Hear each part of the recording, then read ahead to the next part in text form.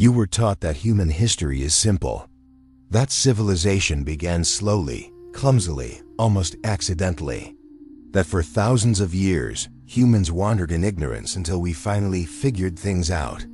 But that version of history only works if you never stop to ask the wrong questions, because the moment you look closely, really closely, something starts to feel wrong. Stone structures older than recorded history, built with mathematical precision that modern engineers still struggle to explain. Cities aligned to the stars with accuracy that shouldn't have been possible. Artifacts discovered in layers of Earth where, according to official timelines, no advanced humans were supposed to exist. And the most disturbing part isn't that these things exist. It's that you were never meant to think about them for very long. Every civilization tells a story about its origin. But ancient civilizations didn't just tell stories, they encoded them, not in books, not in language, but in stone, geometry, astronomy, and silence. Take a moment and think about this. Across continents that supposedly had no contact with one another, ancient cultures built structures with the same proportions, the same sacred angles, the same obsession with the sky. Pyramids in Egypt, pyramids in Mesoamerica, massive stone platforms in Asia, megalithic circles in Europe, different names, different gods, different myths. The same knowledge that shouldn't be possible, unless civilization didn't rise once, unless it rose, fell, and rose again. Modern history treats ancient people as primitive observers of nature. But what if they weren't observing? What if they were remembering? There are ruins on this planet that predate what we call civilization by thousands of years. Sites that show signs of advanced planning, engineering, and astronomical alignment. From a time when humans were supposedly living in caves. Mainstream explanations call this coincidence, or luck, or lost techniques. But coincidence stops being coincidence when patterns repeat globally. At Göbekli Tepe, massive stone pillars, carved with symbolic animals, were deliberately buried, as if someone wanted them hidden for a future age. Not destroyed, preserved. Who does that? Who builds a complex site with knowledge of geometry and celestial cycles, only to bury it intentionally? That behavior doesn't belong to a primitive society.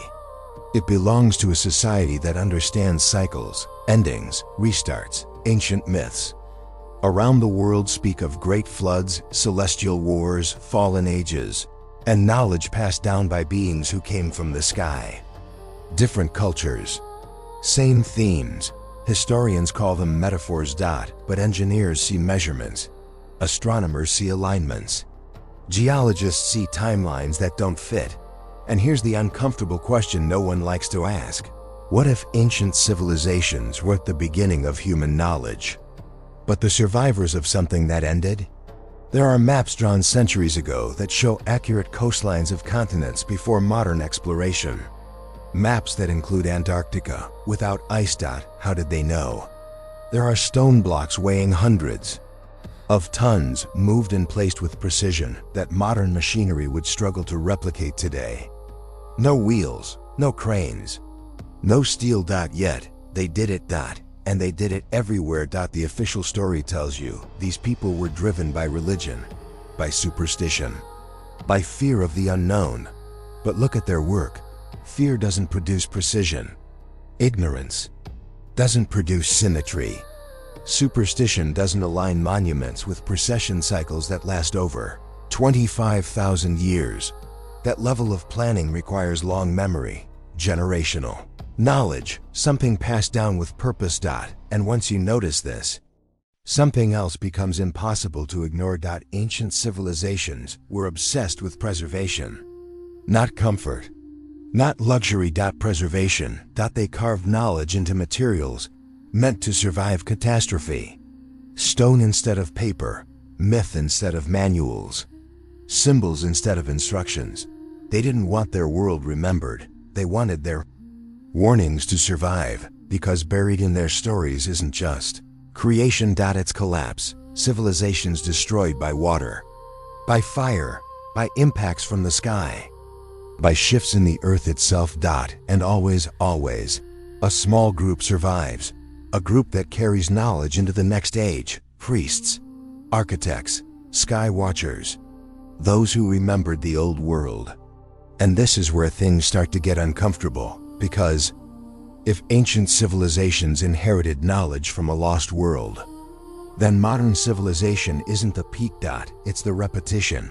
And repetition means vulnerability. The same skies, the same cycles, the same risks. The ancients didn't build for themselves. They built for us. They left markers in the landscape, messages encoded in alignments, warnings hidden in myth. Not because they were spiritual dreamers, but because they understood something about time that we forgot. And maybe that's why this subject still feels forbidden, because the moment you accept that advanced civilizations existed before recorded history, you also have to accept that collapse is part of the pattern, and patterns don't care about technology. They don't care about confidence. They don't care about belief. They repeat. And the most disturbing realization of all is this: if ancient civilizations were trying to warn the future, then we are the future they were talking about. And the question is no longer whether they existed. The question is whether we are paying attention or making the same mistake they did. Asterisk, if ancient civilizations were isolated, then none of this should connect. Different continents, different languages, different gods, different histories, and yet the connections are everywhere. Not vague similarities, not symbolic coincidences, exact mathematical relationships, shared architectural principles, identical obsessions with the same stars, the same cycles, the same moments in time. Civilizations separated by oceans were building monuments using the same sacred ratios, the same measurements based on the human body, the same geometry that appears in nature itself. This isn't cultural diffusion. This is a shared system. Ancient builders didn't just care about size. They cared about placement. Why are the Great Pyramid, Teotihuacan, Angkor Wat, Stonehenge, and Machu Picchu all positioned at latitudes that correspond to astronomical or geometric significance? Why do so many ancient sites align with solstices, equinoxes, and precession cycles that take tens of thousands of years to complete? Primitive cultures don't plan for cycles. They'll never live to see. But advanced ones do. And here's where the idea of a lost global network stops sounding crazy and starts sounding inevitable. Because the ancients weren't connected by trade routes. They were connected by knowledge routes. Across the world, ancient myths speak of teachers who arrived suddenly, fully formed, carrying knowledge of agriculture, astronomy, architecture, and law. They didn't evolve alongside humanity. They appeared. Quetzalcoatl in Mesoamerica, Thoth in Egypt, Oannes in Mesopotamia, Viracocha in the Andes. Different names, same description. Beings who came after a catastrophe. Beings who taught civilization how to rebuild. Beings who eventually left, promising to return. Historians label these figures as gods or legends, but ancient people describe them as real teachers, survivors, messengers. And what's unsettling is how consistent these descriptions are. Tall, light associated, often described as coming from the sea or the sky, bringing knowledge humanity didn't previously possess. If this were one culture, it would be easy to dismiss. But it isn't. It's global. Which leads to a question that quietly changes everything. What if the first civilizations weren't inventing knowledge, but receiving it? There are signs that ancient cultures inherited advanced understanding of astronomy long before telescopes existed. They tracked the wobble of Earth's axis, mapped star positions thousands of years into the past and future, encoded celestial events into stone so they couldn't be erased. And they did it without writing. Because writing burns, stone survives. This wasn't just communication. It was insurance. Once you see it this way, ancient architecture stops looking religious and starts looking functional. The pyramids weren't tombs. They were markers. Stone circles weren't decoration. They were clocks. Temples weren't houses for gods. They were interfaces between earth and sky. Everything was designed to track time. Not hours. Ages. Civilizational ages. And here's where things get uncomfortable. Again, because modern science has started to confirm that Earth doesn't exist in a stable, gentle system. Solar cycles, magnetic pole shifts, cosmic impacts, climate disruptions. These events aren't random. They are periodic. And ancient civilizations knew this. They didn't worship the sun because they were naive. They watched it because it could destroy them. They didn't track the stars because they were poetic. They tracked them because the sky was a clock. And when the hands aligned, catastrophe followed. This knowledge was shared globally because survival demanded it. And once catastrophe passed, those who remembered became the founders of the next age. This explains something historians struggle with: why civilizations appear suddenly fully developed. Why writing, agriculture, mathematics, and astronomy emerge almost simultaneously in different regions. There was no slow ramp up. There was activation. Asterisk. As if knowledge was turned back on. And that makes the idea of a lost advanced civilization not fringe, but logical. A civilization that existed before the last global catastrophe.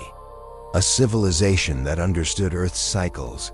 A civilization that collapsed, but planned for its return. Asterisk. And here's the most unsettling part of all. If this network existed once, there is nothing preventing it from existing again, except memory. And memory is exactly what the ancients were trying to preserve. Because they knew something we don't like to accept. Progress doesn't make you immune. It makes you forgetful. And forgetting is the most dangerous stage of the cycle. Because the moment a civilization believes it's the first, it's already repeating the last. Asterisk. The most dangerous knowledge is never destroyed. It's buried. Because burning knowledge only creates martyrs. But hiding it creates silence. And silence can last for thousands of years. After the collapse of ancient civilizations, something strange happened. Not everything was lost. Certain ideas survived. Certain techniques endured. Certain symbols kept reappearing. As if fragments of a greater system were intentionally passed forward. But only in pieces, because knowledge, in full form, is power. And power has always been controlled. Ancient structures reveal engineering precision that shouldn't exist for their time. Blocks weighing tens of tons moved with millimetric accuracy. Stone cut harder than modern steel tools can easily replicate. Surfaces so flat they challenge even today's laser-based measurements. These aren't accidents. They are signatures. And here's where the story stops being about stone and starts being about energy. Across ancient sites, researchers have noticed something unsettling. The most sacred locations often sit on fault lines, underground water flows, or electromagnetic hotspots. Places where Earth's natural energy concentrates. Ancients didn't choose these locations randomly. They were mapping the planet's nervous system. Temples were built where energy could be amplified. Pyramids were constructed where resonance could be stabilized. Obelisks were placed where vibration could be directed. This wasn't worship. It was engineering. But not mechanical engineering. Energetic engineering. Sound, frequency, resonance. Ancient texts repeatedly reference the word, the breath, the tone, the name. Sound wasn't music. It was a tool. In some cultures, creation itself begins with vibration, because vibration shapes matter. Modern physics now confirms this. Cymatics shows that sound organizes matter into geometric patterns. Frequency alters physical structures. Resonance can strengthen or destroy. The ancients didn't just know this, they used it. which explains something archaeologists can't: how stones were lifted without cranes, how massive blocks were moved without wheels, how construction occurred in places modern machines still struggle to reach. They weren't pulling stone, they were neutralizing weight, and once that knowledge existed, it couldn't be allowed to remain widespread, because a civilization that understands energy doesn't need rulers. It doesn't need empires. It doesn't need control structures. So the knowledge was fragmented. Preserved in myths, encoded in symbols, hidden in sacred language, only accessible to those who knew how to read it. This is why so many ancient teachings are layered. Outer meaning for the masses, inner meaning for the initiated. And here's the pattern that emerges everywhere. Knowledge survives collapses not through books, but through lineages, priesthoods, mystery schools, architectural guilds, oral traditions. Because paper burns, stone sings, and symbols outlast language. The same geometric forms appear everywhere. The flower of life, the Vesica Piscis, the spiral, the cube. These aren't decorations, they are formulas. They describe how energy moves, how space folds, how matter organizes. This is why ancient art looks abstract. It wasn't meant to be beautiful. It was meant to be functional. And here's where modern history gets uncomfortable. Because when empires rose, this knowledge became dangerous. Not because it was false, but because it made people independent. So it was rebrded. Mysticism, superstition, myth. And later, heresy. Asterisk temples were destroyed, libraries burned, teachers executed, but the symbols survived, hidden in plain sight. Cathedrals built on ancient sites, sacred geometry embedded in religious architecture, rituals preserved without explanation, because even those who suppressed the knowledge still used it. They just didn't want others to understand it. And here's the realization that connects everything. Ancient civilizations weren't primitive, they were integrated. They understood that consciousness, energy, and matter aren't separate. They are different states of the same thing, which means their greatest technology wasn't mechanical. It was perceptual. They trained awareness. They trained attention. They trained the ability to sense patterns instead of memorize data. That's why initiation mattered more than education. And that's why their knowledge feels lost to us. Not because it's gone, but because we forgot how to perceive it. And now, something strange is happening. Modern science is slowly rediscovering what the ancients encoded. Quantum physics talks about observation shaping reality. Neuroscience reveals consciousness altering physical states. Physics admits space and time aren't fixed, the same truths, using different words, which leads to the most unsettling possibility yet. What if ancient civilizations weren't behind us, but ahead of us? What if progress isn't linear, but cyclical? And what if the collapse they prepared for wasn't theirs, but ours? Asterisk civilizations don't fall the way movies show. There's no single explosion, no final battle, no dramatic ending. There is silence, then forgetting, and then repetition. Every ancient culture that left records understood one uncomfortable truth: the world resets. Not once, not twice, but again and again. Flood myths exist on every continent, not because humans shared stories, but because they shared trauma. Different names, different details, same event. Water rising, fire falling from the sky, the sun behaving strangely, the earth shaking, civilization erased. These aren't metaphors, they're memories, encoded into myth, because myth survives when history doesn't. Ancient calendars weren't religious decorations, they were warning systems. The Mayan, long count, the Hindu yugas, the Egyptian Zep Tepi, the Hopi, world cycles. All describe ages that end. Not gradually. Suddenly. And what ends them isn't Human behavior alone. It's cosmic mechanics. Earth exists inside a dynamic system. Solar cycles intensify. Magnetic fields weaken. Cosmic debris increases. Climate shifts rapidly.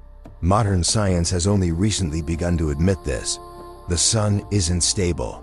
The magnetic poles drift. Extinction events are periodic. But the ancients already knew, because they lived through it. And once you accept this, ancient architecture becomes even more disturbing. Why build structures meant to last 20,000 years? If you believe time is linear, why encode information in stone? If you expect continuity, you don't.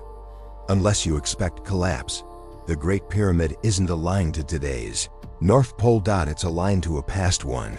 Stonehenge tracks precessional shifts spanning tens of thousands of years. Göbekli Tepe was intentionally buried, not destroyed. Preserved. As if someone wanted it hidden until the right time, which leads to a terrifying realization. Some ancient builders weren't trying to stop the next reset. They were trying to survive it. They accepted that collapse was inevitable. What mattered was memory, because the most powerful thing a civilization can pass on is awareness of the cycle. And this is where modern humanity becomes vulnerable. We believe collapse is impossible, too advanced, too connected, too technological. Every civilization before us thought the same.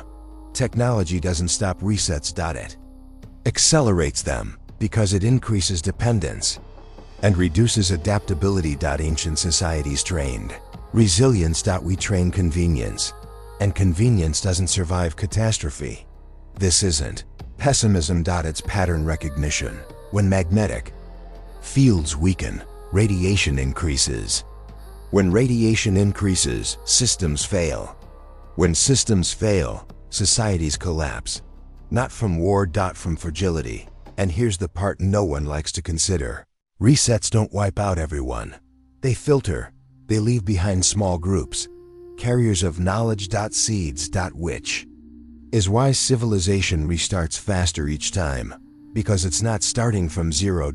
It's rebooting. And those who survive aren't the strongest. They're the adaptable, the aware, the prepared.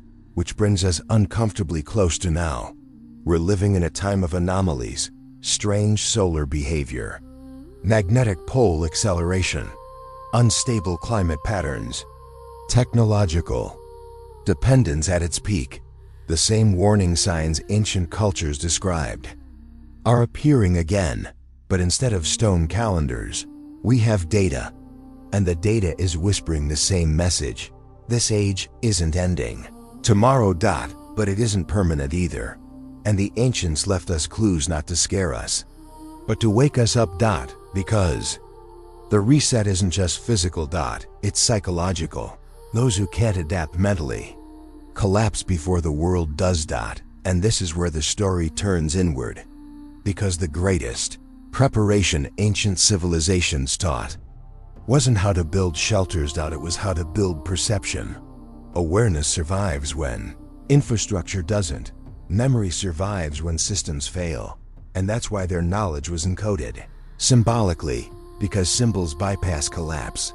They bypass language. They bypass time. And now we're decoding them again, not because we're smarter, but because we're closer to the same edge. Asterisk. Every cycle looks the same until the moment it doesn't. That's the detail most people miss. Ancient civilizations didn't believe the future was fixed. They believed it was patterned. And patterns can break. This is why this time feels different. Not because we're more advanced, not because we're more moral, not because we're safer, but because this is the first time in human history where consciousness and technology are accelerating at the same time. And that changes the rules. In previous cycles, knowledge was localized, slow, fragmented. Collapse erased most of it. This time, knowledge is global, instant, redundant. You don't lose everything when one library burns. You lose everything only if awareness disappears. And awareness is harder to erase than Infrastructure. Ancient societies watched.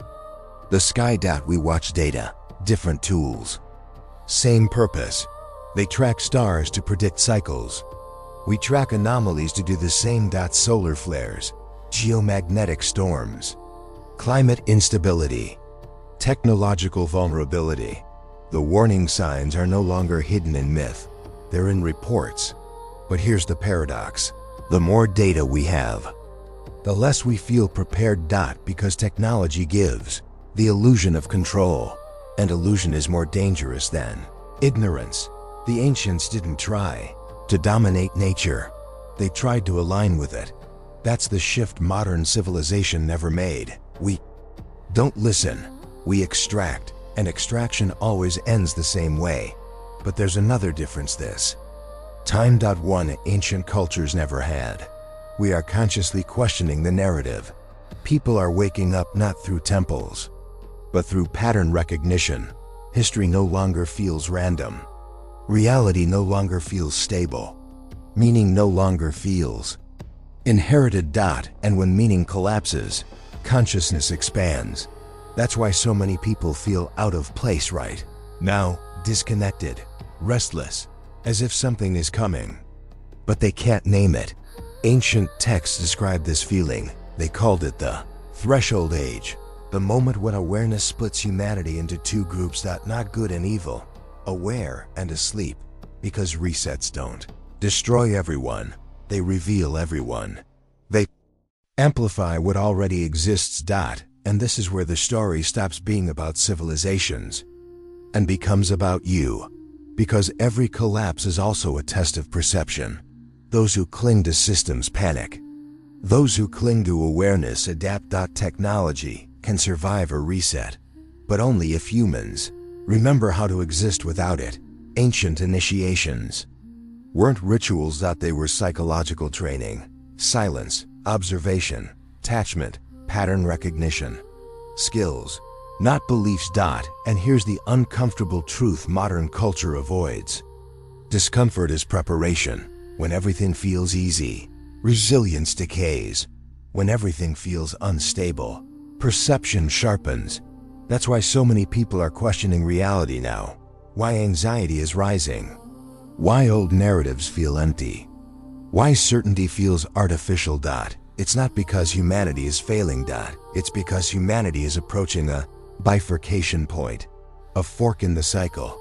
Ancient civilizations couldn't choose. They were carried by the reset. We might be the first civilization capable of consciously responding, not preventing collapse, but transforming what collapse means.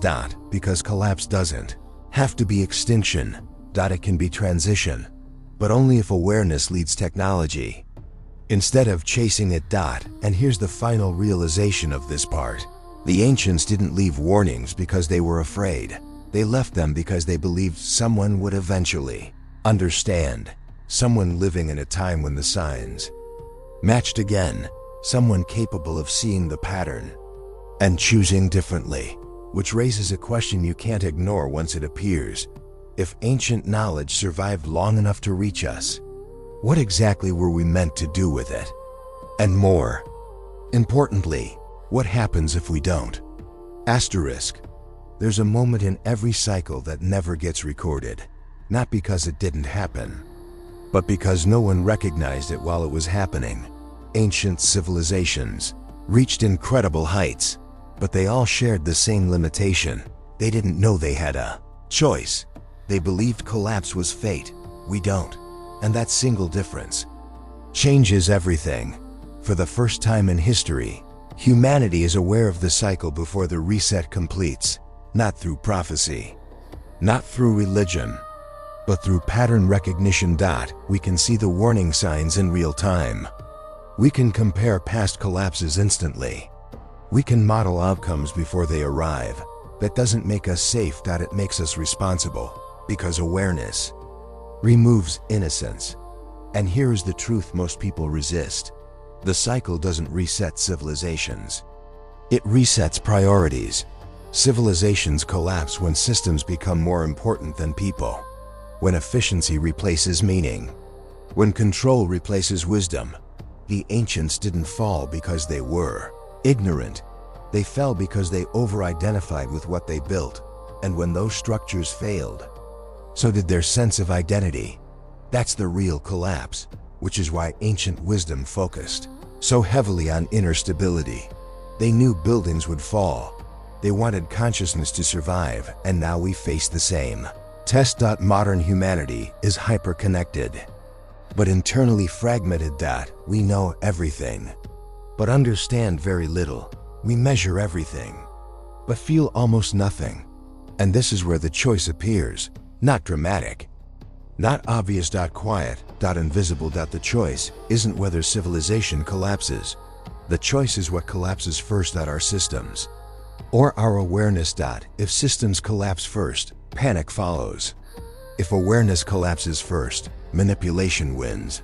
But if awareness strengthens before systems fail, collapse becomes transition. Ancient civilizations never reached this point. They didn't have global communication. They didn't have shared awareness. They didn't have the ability to respond collectively. We do, which means the cycle doesn't have to end the same way, but it will, if we behave the same way. And here's the uncomfortable reality. Most people don't want awareness. They want comfort. They want reassurance that nothing will change. But the cycle doesn't ask permission. It responds to readiness. This is why ancient texts always separate the masses from the initiates, not out of arrogance, out of necessity, because awareness spreads only where it's welcomed. And pressure reveals who is ready. This is already happening. Some people feel paralyzed. Some feel awakened. Some feel angry. Some feel calm. Same world, different internal states. That's the split, not political, not cultural. Perceptual. And once perception shifts, reality follows, which leads to the final truth of this series. The cycle isn't external. It's internal. Civilizations collapse when the majority lose the ability to perceive reality clearly. When distraction replaces attention, when noise replaces meaning, when identity replaces truth. And civilizations evolve when enough individuals reverse that process, not by force. By clarity. This is the choice ancient civilizations never had. They were passengers.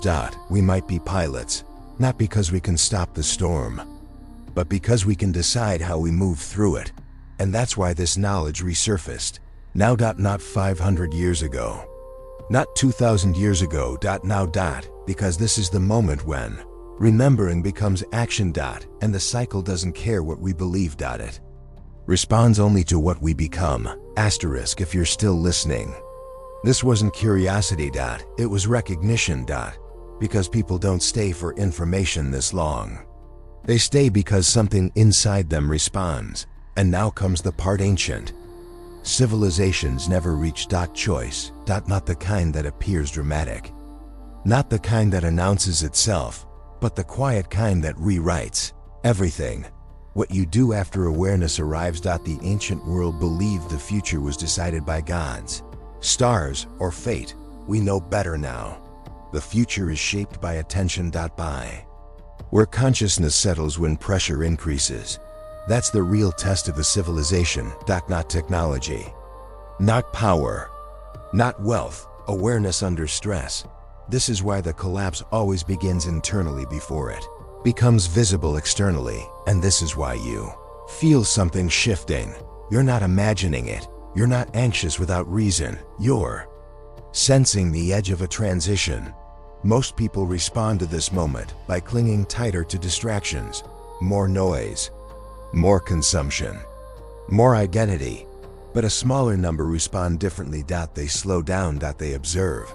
They recalibrate, not because they're superior, but because something in them remembers.